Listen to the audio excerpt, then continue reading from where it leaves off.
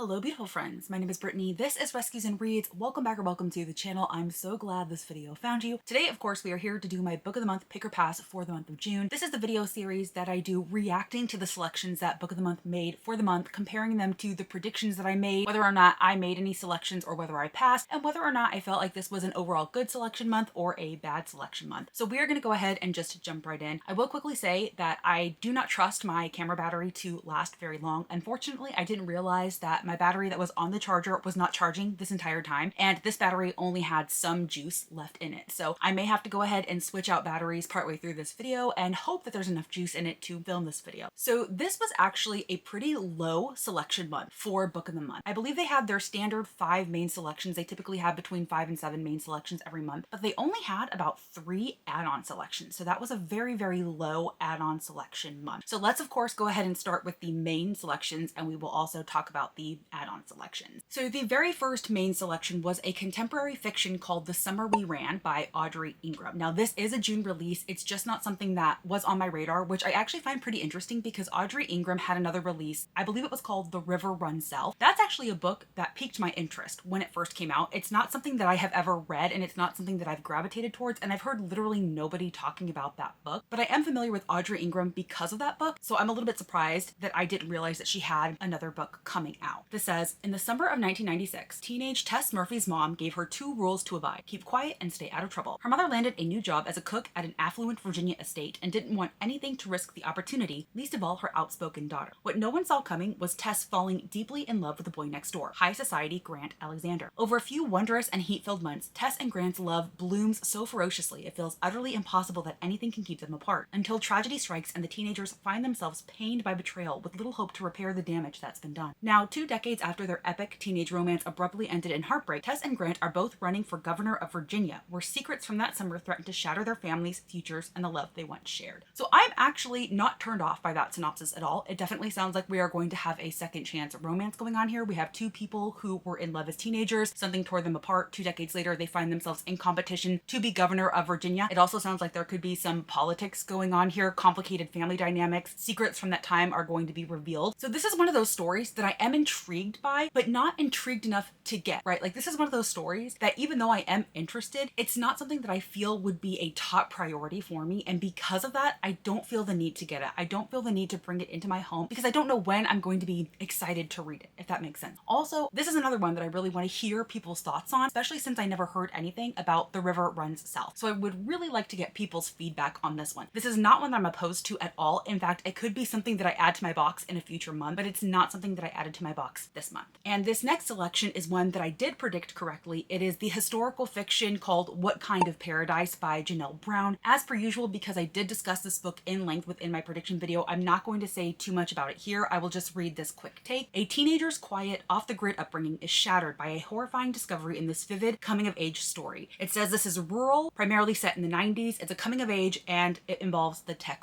world. And so when I first read the synopsis of this, I was getting a very fictionized version of Educated by Tara Westover. I never read that story, so I have limited context, but just kind of the synopsis of this reminded me of that. Somebody who was kind of raised off the grid, and she ends up discovering some secrets about the father who raised her, and she kind of leaves him behind and goes to make her way in the world, is what I'm understanding about this one. This is another one that I did not grab. I'm very much moving away from historical fiction, and it's going to take very special, specific books for me to want to grab one, but this is another one that I'm very interested to hear more about. And if I do hear a lot of great things, it could be one that I am influenced to pick up in the future. Also, I misspoke. Book of the Month had 6 main selections, not 5. And this next one is another one that I predicted correctly. It is in the mystery category, and it was The Ghostwriter by Julie Clark. Quick take for this is, her father was accused of murdering his siblings. Now she's ghostwriting his book, and he's finally telling the truth. This is multiple viewpoints, non-linear timelines, slow build, and creepy. And this is actually one that I did add to my box. I have never read a Julie Clark before, but her 2 other previous releases, both of which I do believe were featured on Book of the Month, have pretty consistently high ratings on Goodreads. I have heard pretty good things about these stories. I've just never picked them up in the past, and I was really, really intrigued by the synopsis of this one because, again, as the quick take says, this is about a girl who grew up with an infamous father who was accused of killing his siblings. So he very much had a shadow over his head, and she had to grow up with that, and now he wants to finally tell his story. She's a writer, and she's going to ghostwrite that story and finally learn the truth. And I just love the idea of that, and I want to see what Julie Clark does with it. And I think that if I really, really enjoy this, that I would go back and be willing to read her backlist. So this is definitely one that I added to my box. Now, this next book is definitely one that wasn't on my radar at all. It's not even one that I knew was releasing, but it is one that I am pretty surprised to see featured on Book of the Month just because of the controversy surrounding the author. But the book is Next to Heaven by James Frey. Now, I've never read a James Frey, and I don't pay too terribly much attention to the controversies, but I know that there was a controversy with one of his earliest releases, if not his debut novel. But I also think that there's some controversy about his other novels maybe having been written by AI. Again, I'm not clear on these controversies at all, so I'm probably incorrect about some of these details, but I do know that there is a lot of controversy surrounding this author. And furthermore, when I did look up this book on Goodreads, even though it only has a few ratings, they're very low. It's like a 3.12 right now. So it seems like people who are reading it might not be enjoying it, or, they could potentially be rating it lowly because of the controversies surrounding this author. I'm not sure, but either way, because of all of this, I'm really, really surprised that Book of the Month did decide to feature this book. It says, New Bethlehem, Connecticut is a town of picture-perfect lawns, manicured hedges, and multi-million-dollar homes. But beneath the designer yoga gear and country club membership lies a darker reality. In this world of excess, Devon and Belle have it all. Beauty, money, status, but they want something more, something dangerous, something that makes them feel alive. Their solution? A party. A meticulously curated gathering of New Bethlehem's elite, from a desperate ex-NFL quarterback to a hockey coach with a penchant for married women to a ruthless Wall Street closer who wields his wealth like a weapon. One night, multiple betrayals, and a murder that will shatter New Bethlehem's carefully constructed facade. So this was put into the contemporary fiction category, but it does sound like it's going to be a bit of a genre blend with mystery. Take that for what you will. Again, I've never read James Frey. I had absolutely no interest in this. The synopsis of this didn't even really give me anything. It didn't really intrigue me enough to want to pick it up. So this is one that I easily passed on. Another prediction that I'm very glad to see I got correct was the newest release from V.E. Schwab called Bury Our Bones in the Midnight Soil. This just says, sink your teeth into this dark and deliciously gothic vampire novel. It's LGBTQ themes, so from my understanding, it's going to feature toxic lesbian vampires. It is a non-linear timeline, and it is salacious. Now, this is not one that I added to my box, and I did that for a couple of reasons. First, I'm almost 100% positive that this is going to be the Fairy Loot book for the month of June. Also, y'all know that I really don't like my fantasy and sci-fi to be in the Book of the Month editions, so I passed on this, not because I don't want to read the book, but because I will already be receiving that book, and I wanted it in a different edition. But again, I was very, very glad to see this featured on Book of the Month in June. And perhaps the one that I was most excited for, the one that literally made me squee out loud when I saw it was a main selection and I instantly added it to my box, was the newest release from S.A. Cosby called King of Ashes. I did not feature this in my June Book of the Month predictions because they skipped over S.A. Cosby's last release, All the Sinners Bleed, which I found very interesting because they had featured all of his releases previously. And so because they skipped over that, I just made the assumption that they weren't going to feature him again. But we all know that Book of the Month is not afraid to resurrect authors that they had previously featured and then stopped featuring. And I could not be more thrilled they decided to feature King of Ashes by S.A. Cosby. He is one of my favorite authors of all time. I just love the dark and gritty tones of his stories, but they are so beautifully written. His books are just so incredibly lyrical and beautiful for the incredibly dark subject matter that he features in his books. And this was a quick ad for me. This says, when eldest son Roman Carruthers is summoned home after his father's car accident, he finds his younger brother Dante in debt to dangerous criminals and his sister Nevaeh exhausted from holding the family and the family business together. Nevaeh and their father, who run the Carruthers crematorium in the rundown Central Virginia town of Jefferson Run, see death up close every day. But mortality draws even closer when it becomes clear that the crash that landed their father in a coma was no accident, and Dante's recklessness has placed them all in real danger. Roman, a financial whiz with a head for numbers and a talent for making his clients rich, has some money to help buy his brother out of trouble. But in his work with wannabe tough guys, he's forgotten that there are real gangsters out there. As his bargaining chips go up in smoke, Roman realizes that he has only one thing left to offer to save his brother, himself, and his own particular set of skills. Roman begins his work for the criminals while Nevaeh tries to uncover the long-ago mystery of what happened to their mother who disappeared when they were teenagers. But Roman is far less of a pushover than the gangsters realize. He is willing to do anything to save his family. Anything. Because everything